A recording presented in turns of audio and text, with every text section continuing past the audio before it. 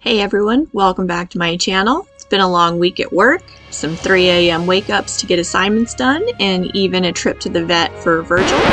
But we are on the road and hitting up one of Washington State's most highly recommended destinations. Stick around.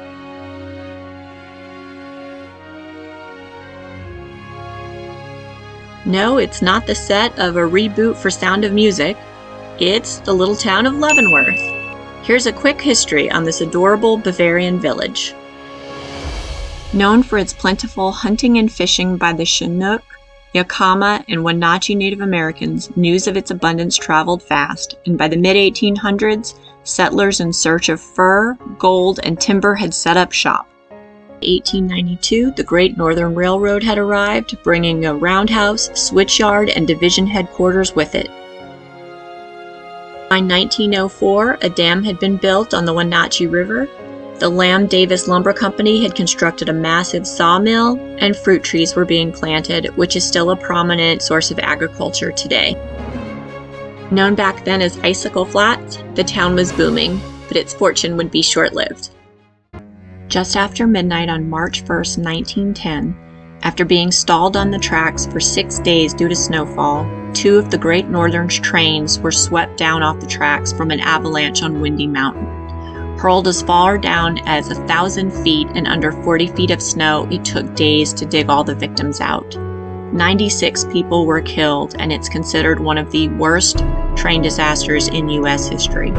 On January 22, 1916, another of the Great Northern's passenger trains would be struck by an avalanche on Windy Mountain, claiming the lives of 8 more people.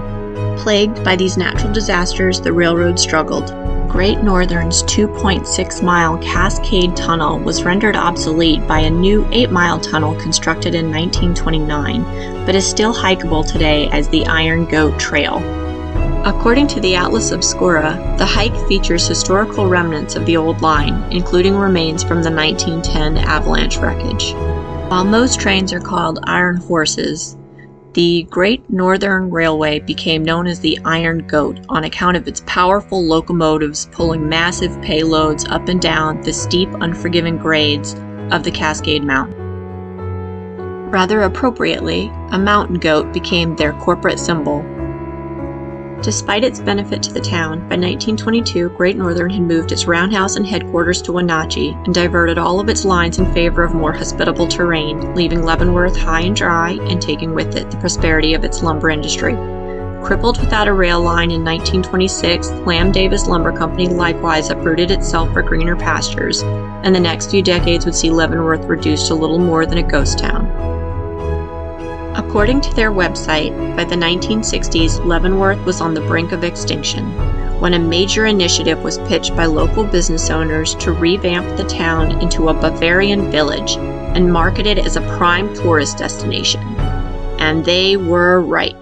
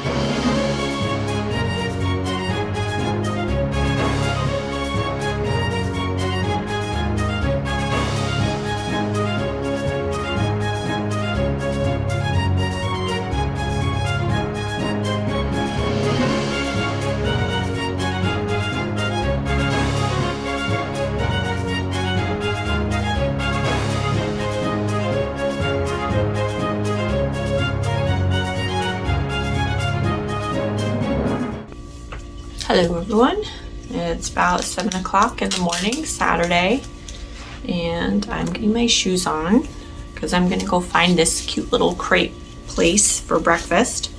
I don't have to check out until 11, so I've been up since 3 working on some assignments, heading back to Spokane today from adorable little Leavenworth, so I'll have all kinds of stuff to add, little videos and pictures and things to share, so off we go.